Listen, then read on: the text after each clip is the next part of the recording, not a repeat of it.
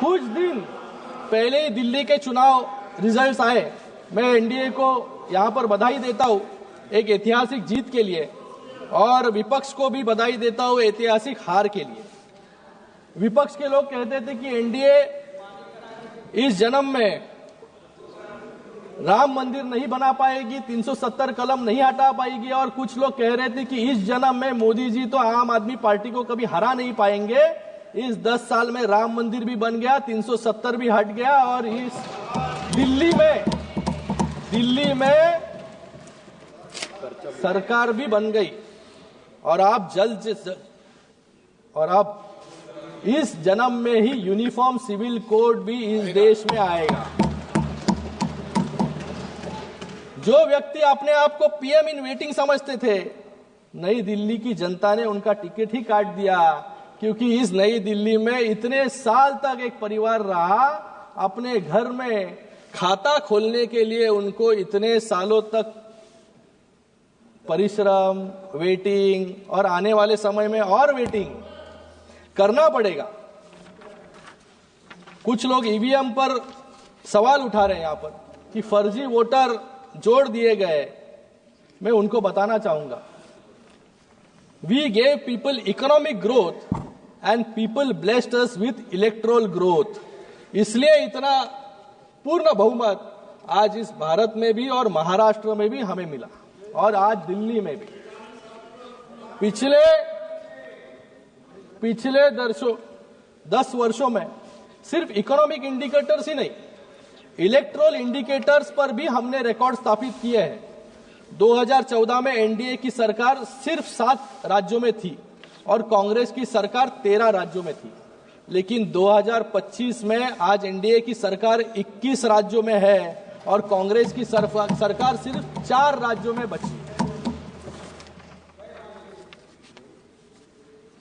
आज बेईमानी तो आप लोगों ने लोकसभा के टाइम की।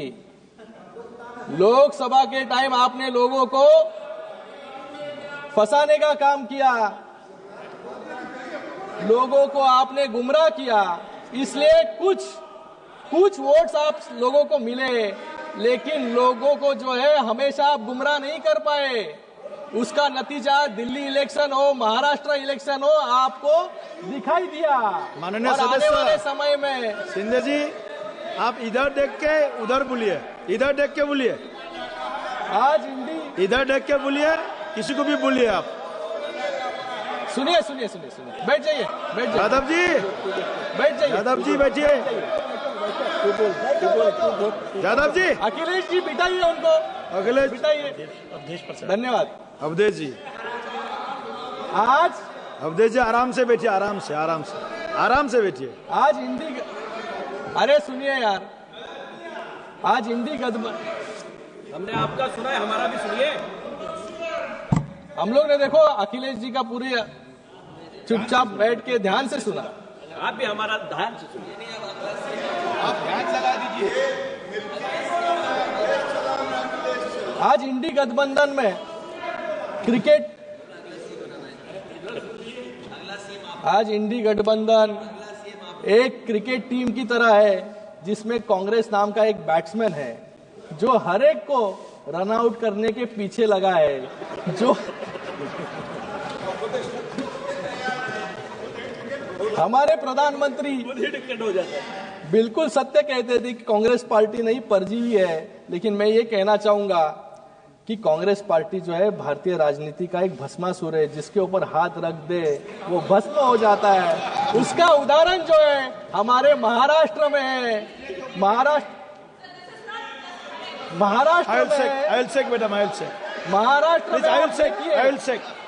If there is any unparliamentary, कोई भी असंसदीय शब्द का भस्मासुर हमारे देश के इतिहास का, और यही भस्मासुर खुद के सर पर भी आने वाले समय में हाथ रखने वाला है। हमारे महाराष्ट्र में आप उदाहरण देखिए, यूबीटी की मशाल को बुझा दिया।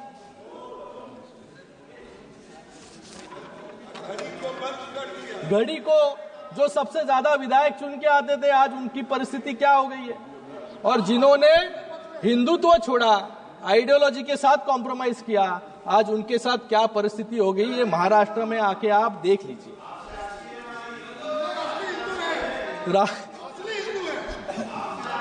राहुल जी इस सदन में एक चाइना के प्रवक्ता की तरह,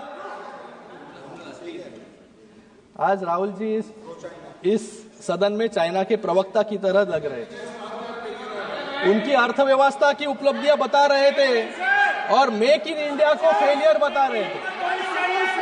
जब आप, अरे सुनो, जब आप मेक इन इंडिया को गाली देते हो तो सिर्फ इस सरकार को नहीं, वो हर मजदूर को गाली देते हैं, वो हर इंजीनियर को गाली देते हैं, हर साइंटिस्ट को, हर डॉक्टर्स को, जो इस मेक इन इंडिया में आज जो मेक इन इंडिया सफल हुआ है इनके प्रयासों के वजह से सफल हुआ है।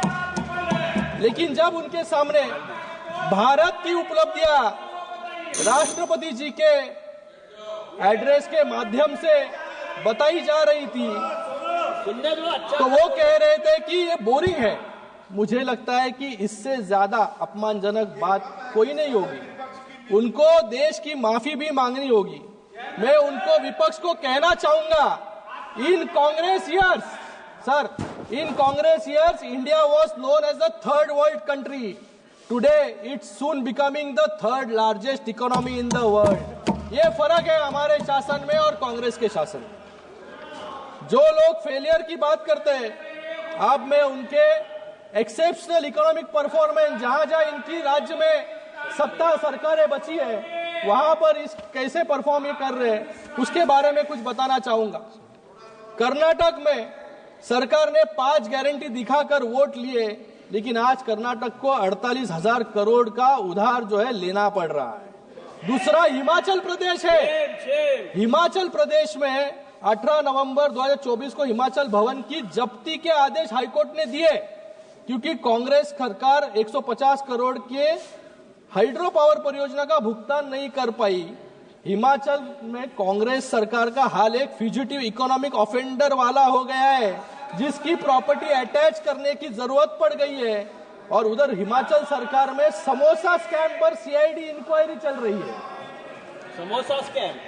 तेलंगाना में भी 10 महीनों में इन्होंने 50,000 करोड़ का कर्ज लिया है। मतलब इन्होंने, सर मैं दूसरा स्पीकर हूं सर, टाइम बचा है मेरे पार्टी का। नहीं टाइम नहीं है, टाइम नहीं टाइम है थोड़ा है। कल हमारे विपक्ष के साथी कुछ आंकड़े बता रहे थे। अरे सुन लीजिए, ज्यादा नहीं बोलूंगा, सुन लीजिए। कुछ आंकड़े बता रहे थे और बता रही थी कि सर बैठिए दादा, नहीं नॉन स्टॉप कमेंट्री कर रहे हैं सर सब लोग। डोंट डिस्टर्ब, प्लीज बैठिए, प्लीज नॉन स्टॉप कमेंट्री कर रहे हैं। नो प्लीज, खत्म नहीं हो रहा है सर सच्चाई। कल हमारे विपक्ष की एक साथी कुछ आंकड़े दे रही थी, कुछ बता रही थी कि आज हम सब जो यहाँ बैठे हैं हर पर एक कर्ज है, लेकिन वो नहीं बताया उन्होंने कि ये कर्ज क्यों है, कैसे हुआ। क्योंकि जब इनकी सरकार थी तो जनता को इन्होंने बैंक समझ लिया था और उस बैंक को 10 साल तक इन्होंने लूटने का काम किया। 1971 में आपने बैंक को नेशनलाइज किया, लेकिन 2014 आते आते बैंकों की हालत ऐसी कर दी कि यूपीए कम और एनपीए ज्यादा सुनाई दे रहा था। और हमने 10 साल में इन सभी बैंकों को एनपीए से बाहर निकालकर आज संरक्षित करने का काम किया। और इन्हीं बैंकों के माध्यम से आज पूरे देश में जो जो लोगों को सुविधा मिल रही है वो इन बैंकों के माध्यम से मिल रही है। Please conclude. Income tax amendment sir, अभी सर 1 मिनट प्लीज, 1 मिनट में 1 मिनट में 5 minute sir, 5 minute, give me 5 minute sir. No you have time. Income tax act amendment भी हमने लाया है। पहले इनकम टैक्स टेररिज्म हुआ करता था, आज इनकम टैक्स कंप्लायंस है। ये 10 साल की जर्नी हमने की है। मैं एक उदाहरण देना चाहूंगा। ऑयल बॉन्ड्स का 2014 से पहले 1,70,518 करोड़ के ऑयल बॉन्ड्स जारी की गए, लेकिन उस समय की सरकार ने इन्हें चुकाने की कोई चिंता नहीं की। 2014-2022 के बीच उसी ऑयल बॉन्ड के लिए 42,223 करोड़ प्रिंसिपल अमाउंट चुकाने के लिए हमें इंटरेस्ट के रूप में 80,000 करोड़ सरकार को देने पड़े।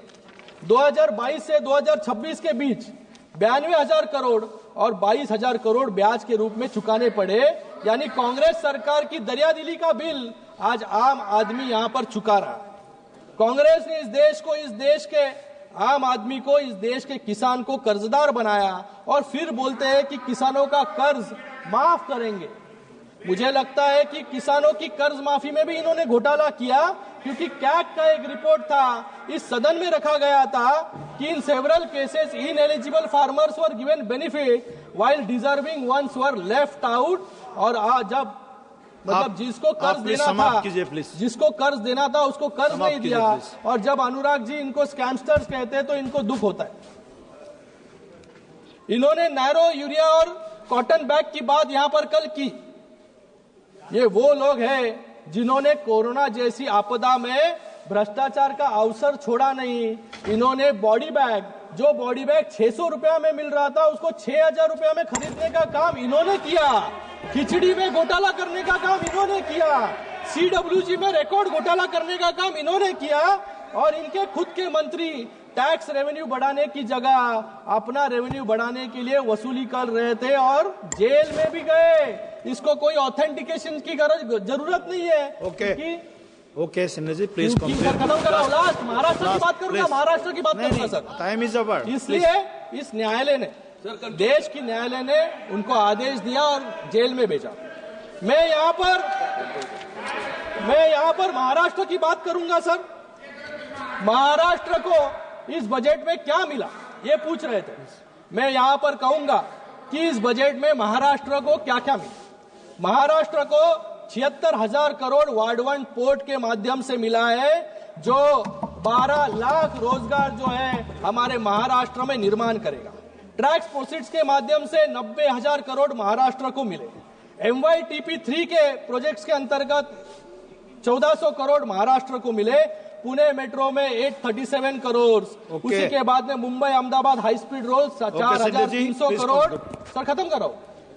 फिर मुंबई मेट्रो के लिए 1,600 करोड़, रूरल ट्रांसपोर्ट इंप्रूवमेंट के लिए 683 करोड़ और उसी के साथ में integrated green urban mobility project के लिए 652 करोड़।